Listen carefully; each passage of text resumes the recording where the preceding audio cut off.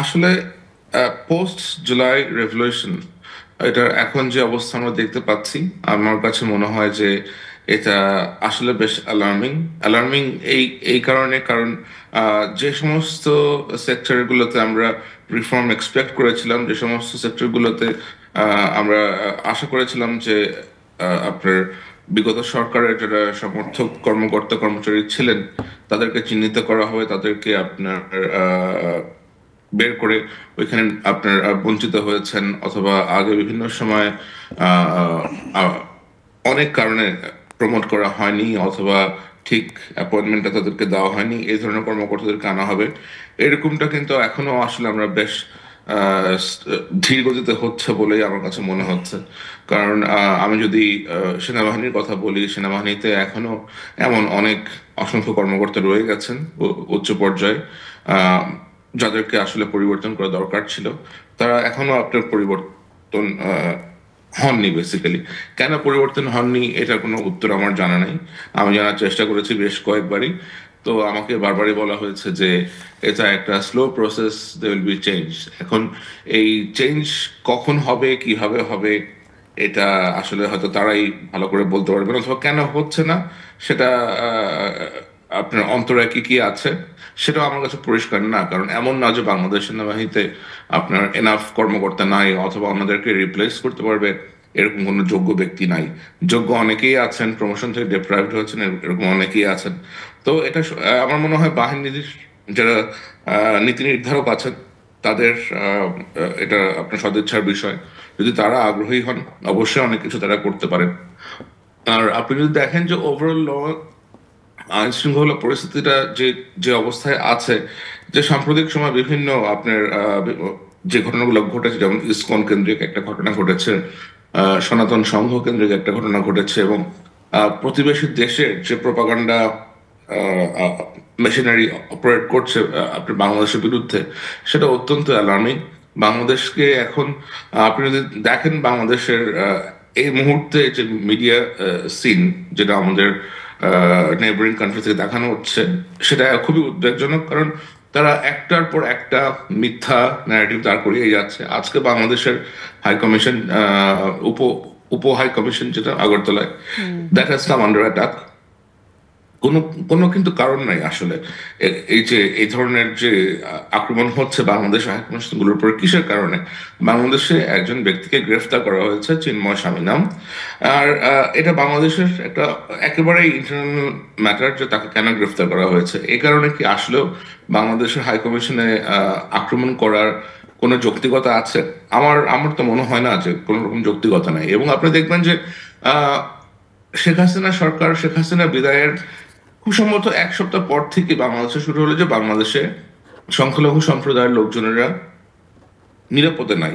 হ্যাঁ, সংখ্যালঘু সম্প্রদায়ের বোধহয় আওয়ামী সমর্থক যারা ছিলেন, এরকম সম্ভবত কয়েকজনের স্থাপনা, বাসা, ব্যবসা কেন্দ্রে আক্রমণ হয়েছে। কিন্তু বাংলাদেশে তো আমরা খুবই শান্তিপূর্ণভাবে অন্যান্য অন্যান্য ধর্মের লোকজনের সাথে আমরা বসবাস করে থাকি।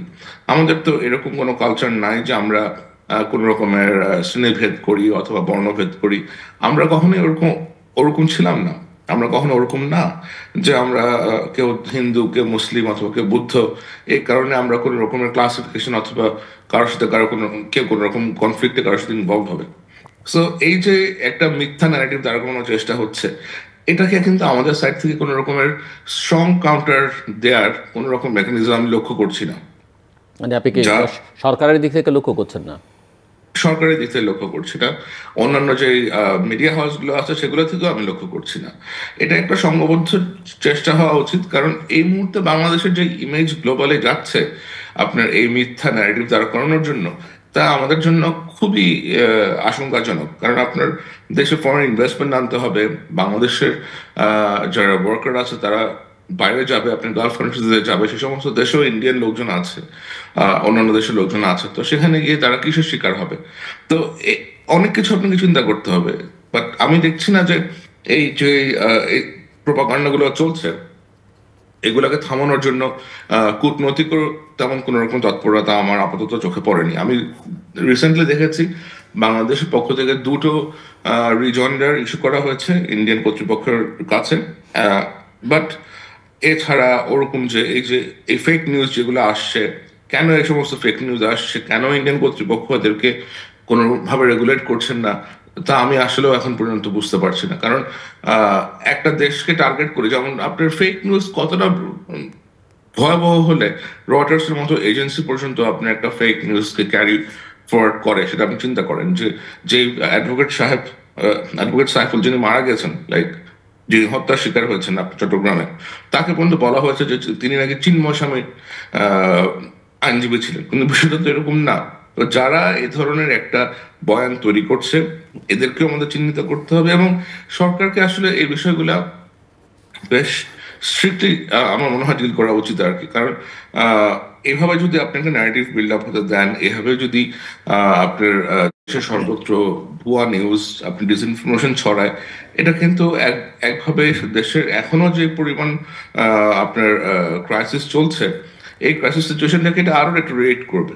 সুতরাং আমাদের মনে হয় আরো বেশি সচেষ্ট হওয়া উচিত যে কিভাবে আমরা এই সিচুয়েশন থেকে ওভারকাম করব, এবং একটা কন্টিনজেন্সি প্ল্যান দ্বারা করানো উচিত যে কিভাবে how to tackle all this situation that we have in front of আস।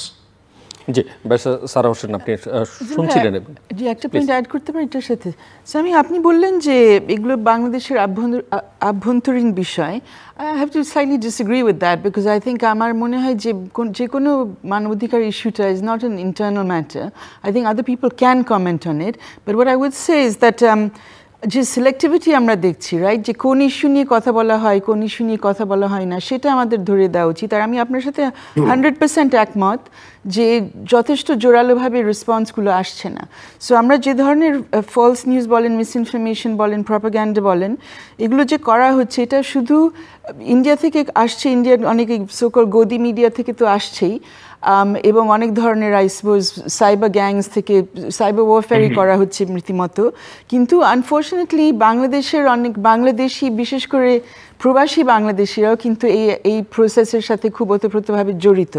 এবং যেটা আপনি বলতে চাইছেন যে উস্কানি দেওয়া বা উগ্রবাদ ছড়িয়ে দেওয়ার চেষ্টা? হ্যাঁ, কিন্তু আমি শুধু এই রিসেন্ট ইউটিউবার্সদের বিষয়টা ওইটা আনছি না, ওটাও আছে একটা। বাট আরেকটা হচ্ছে, যারা ধরেন 15 বছর ধরে বাংলাদেশের কোনো মানবাধিকার লঙ্ঘন নিয়ে কোনো কথাই বলেনি, বরঞ্চ যা যা হয়েছে সেটাকে তারা জঙ্গিবাদের সাথে মিলিয়ে দেওয়ার চেষ্টা করেছে। যারা মানবাধিকার নিয়ে কথা বলেছে তাদেরকে রাষ্ট্রদ্রোহী হিসেবে আখ্যায়িত করার চেষ্টা করেছে। সেই সব ব্যক্তিরা এখন দেখছি অতি অ্যাক্টিভ। আপনি নিশ্চয়ই দেখেছেন কয়েকদিন আগে জেনিভাতে মানবাধিকার কাউন্সিলে যখন মাইনরিটি ইস্যু নিয়ে একটা আলোচনা হয়েছে, সেখানে আমাদের বাংলাদেশ থেকে 2-1 গিয়েছিলেন। ওনারা সঠিকভাবে অনেক কিছু তুলে ধরেছেন, কিন্তু ওনারা নিজেরাই বলছিলেন যে আমরা এখানে কিছু বলতে পারছি না। ইউরোপিয়ান দেশগুলো থেকে, রাষ্ট্র থেকে প্রবাসী বাংলাদেশিরা চলে এসছে, যারা বাংলাদেশে আসেও না, এত বছর ধরে বাংলাদেশের কোনো কিছু নিয়ে কোনো কথা বলেনি, জুলাই আগস্ট তো বলেই নাই, কিন্তু এখন তারা অতি তৎপর এবং বলে বেড়াচ্ছে কি কি হচ্ছে, বাংলাদেশ সব একদম শেষ হয়ে যাচ্ছে, সবার এখানে এসে হস্তক্ষেপ করতে হবে, ইন্টারভিন করতে হবে। সো আই থিঙ্ক ওইটা আমাদের একটু পয়েন্ট আউট করা উচিত, where are these narratives coming from. And I am not saying যে সবাইকে আমরাও রাষ্ট্রদ্রোহী বানিয়ে দিব। আই ডোন্ট রিয়েলি বিলিভ যে আমাদের রাষ্ট্রদ্রোহী মতো মামলাও আমাদের এখন করা উচিত কারোর বিরুদ্ধে, because we fought against those laws for a long time. So I think ওটা একটু রিথিঙ্ক করা উচিত।